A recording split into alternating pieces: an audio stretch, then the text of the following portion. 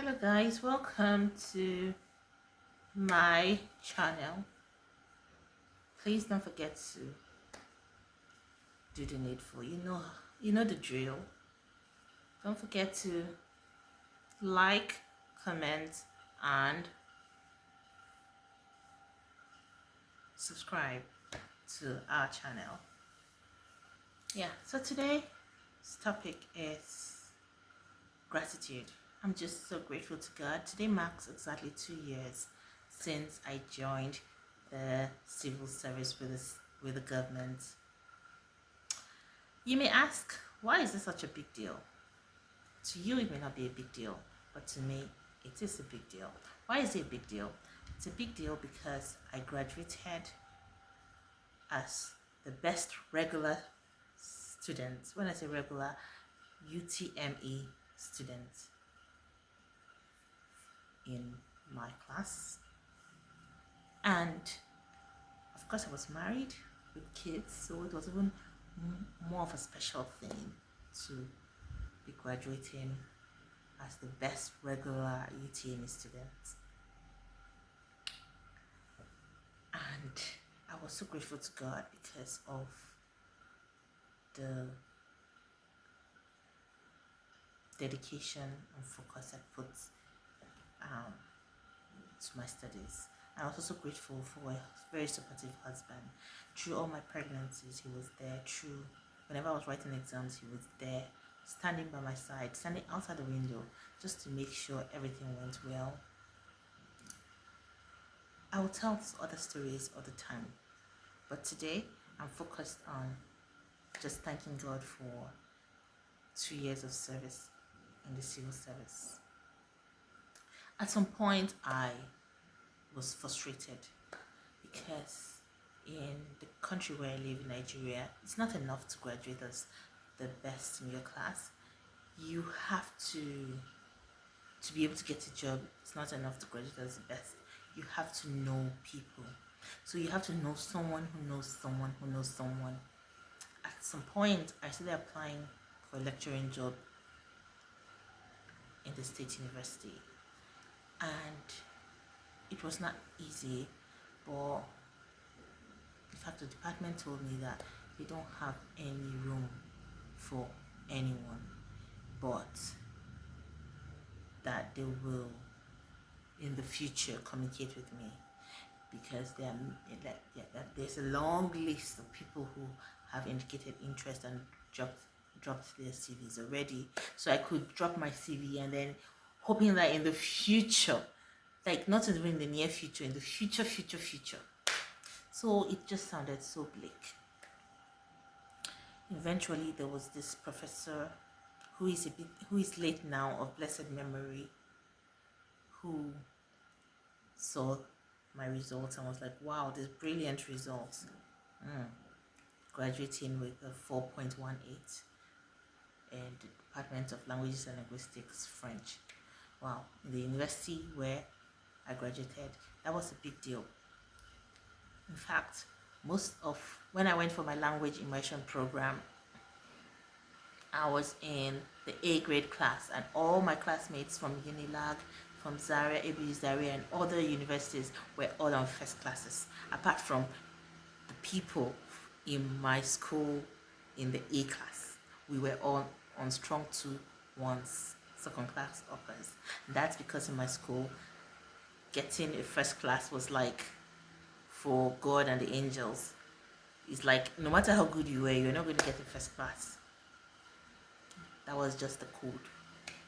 So of course, when those of us who were good went to Badagry or for our language immersion program, we were, of course, in the A class. We're so strong. In fact, our classmates, many of them had been to Francophone countries, and we're so surprised that we weren't on first classes in our school.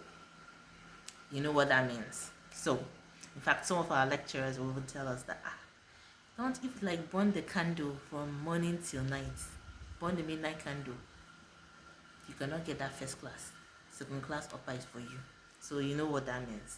So the fact that we were on 2-1s was just as it had to be, but God made it that All glory to God, we were that good. So imagine being that good and graduating and not getting a job. You know that the country where I live, it's not enough to graduate with a very good result. You really have to know someone. And the only person I knew was God. Of course, okay, like I said, there was this professor of blessed memory who was trying to help me to push my CV. He said, bring it, I will help you. And then before you knew it, God took him home. And I was so devastated because I knew that that was the end of my application moving forward. And of course, I saw a few other people, but of course, you know, in Nigeria it's not easy, so I didn't get it. After some time, I told my husband, after some more years of frustration, I told my husband, see, you are doing very well in your career. You know very well that I'm not this type of wife that want to be so dependent on you for everything. Someone who likes to do things for myself. So I just, to get myself busy, I started doing businesses that I'm passionate about. Of course, that was keeping me occupied and I was happy, but I still wanted to have a blue collar job. Eventually, to cut a long story short,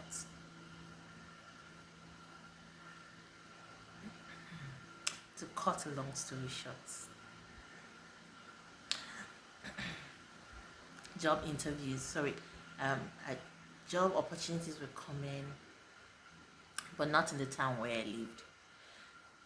Abuja, Lagos, Jos.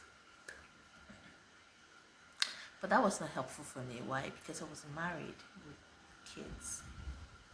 And so, as a married woman, I wouldn't definitely be leaving my household to go work anywhere, no matter how good the job was.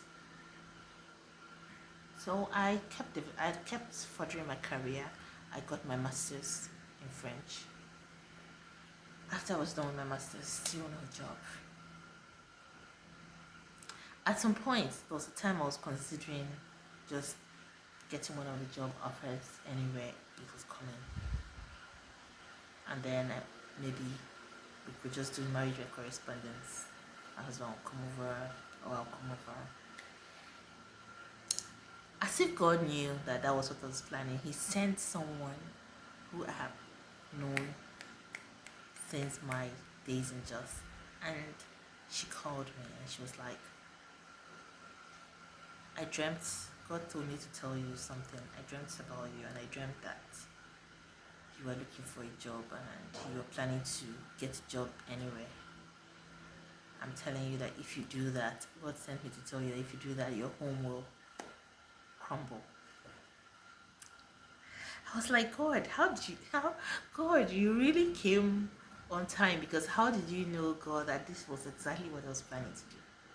So eventually I had to put aside all my plans to get a job outside the town where my family stayed.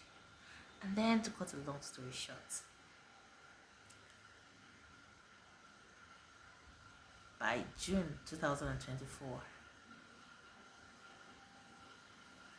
I got hold of my appointment letter to work as a civil servant with the government. To the glory of God. All thanks to God. All thanks to my husband. All thanks to the Chief Medical Director of the Benue State University Teaching Hospital. All thanks to the Governor of Benue State.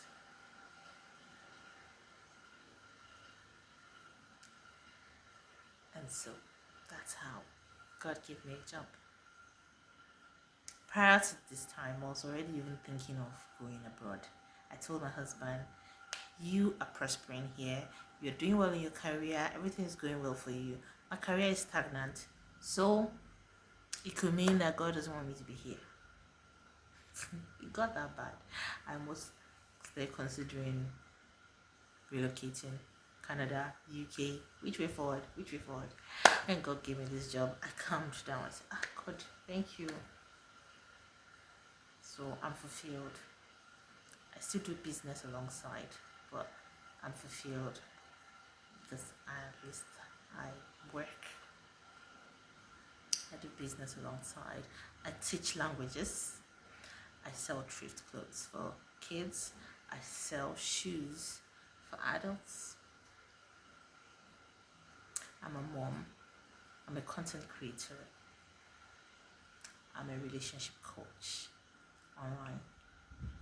And I have a very supportive husband and wonderful children.